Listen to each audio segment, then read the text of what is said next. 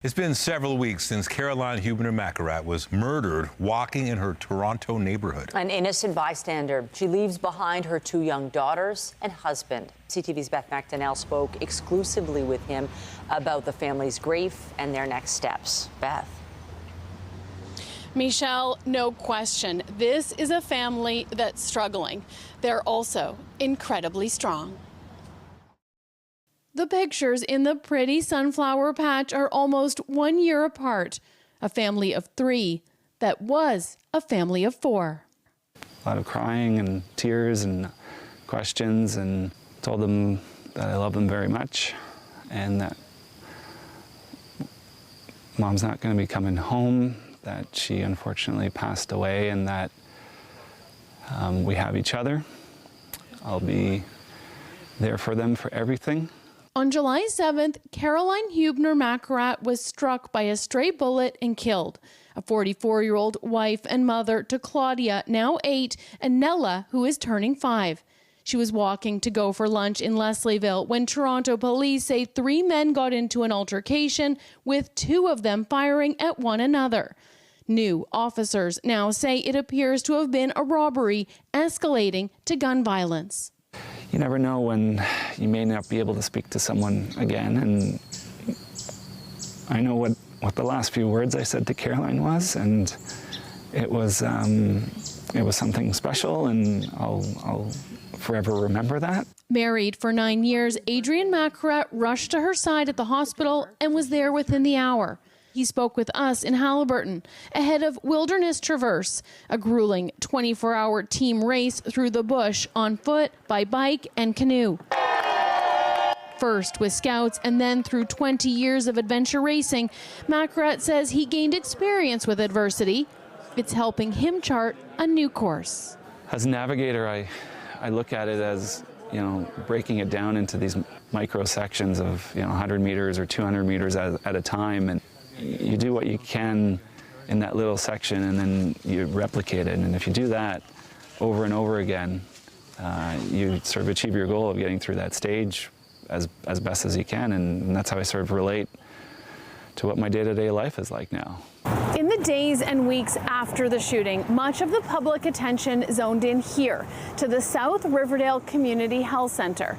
It's just steps away from where the shots were fired. Inside, there is a safe injection site, which some have blamed for unwanted criminal activity outside the center.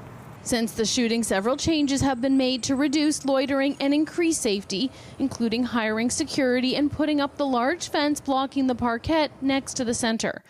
A woman working at the center was charged with accessory after the fact. 2 of the 3 men wanted as suspects have been caught.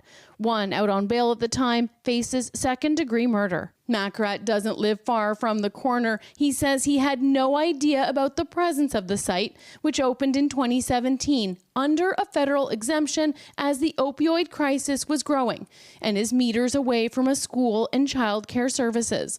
He gets his hair cut and goes to the shops nearby.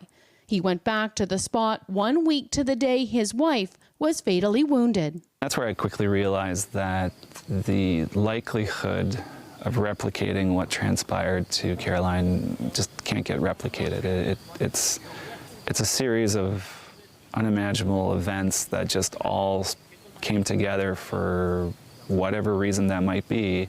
We live in a beautiful, unique, multicultural city that has so many dynamic opportunities and challenges at the same time. Unfortunately, I got the short end of the straw on urban living, where city issues do exist. They're not you can't avoid them.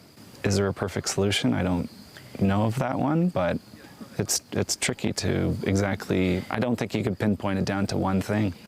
Huebner-Makurat also worked at Air Canada as a senior manager, had 3 university degrees centered in teaching and technology, and traveled extensively.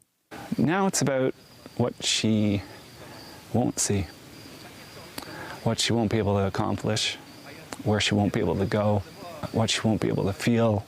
I think what I'm going to miss the most is knowing that she doesn't have those chances to continue to excel at work, see her daughters grow up.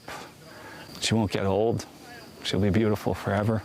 Makurat says every year his wife followed the wilderness race from home. GPS trackers allow spectators to connect to a website and follow along. His team finished 8th overall. I won't be able to talk to Caroline about the race, but I'll feel proud knowing that I completed it. An online fundraiser picked up more than $300,000. Makurat says it's being invested for his daughter's education. This summer, he took them to Switzerland, then Poland, to visit relatives. The most important thing is the health and safety and well-being of the girls, and I'm going to do exactly that. I'm going to show them the world that Caroline would want them to see. Makurat plans to follow the court process and believes those responsible will be brought to justice. He says there are metaphors with the sunflowers. Huebner-Makurat was tall, loved the sun and beach. Returning to the patch, he says, was emotional for him, but the girls were in a good space and surprise him every day. So they're, I would say, doing better than expected for what happened. For myself, I mean, I don't have a choice. I'm managing as best as I can for not just myself, but for them, the girls, our immediate family, friends, the community. It's what I got to do every day. Facing adversity, one microsection at a time. Tonight, the provincial government says it's putting a pause on new consumption and treatment sites as it completes a critical incident review of sites in the province. This review was launched after Huebner-Makurat's death. Toronto police say they've also increased patrols in the area since the shooting. Reporting live, I'm Beth McDonnell. Now back to Nathan. All right, thank you, Beth. And you can read more from Beth's interview on our website, including details on how the family can be supported. That's at ctvnewstoronto.ca.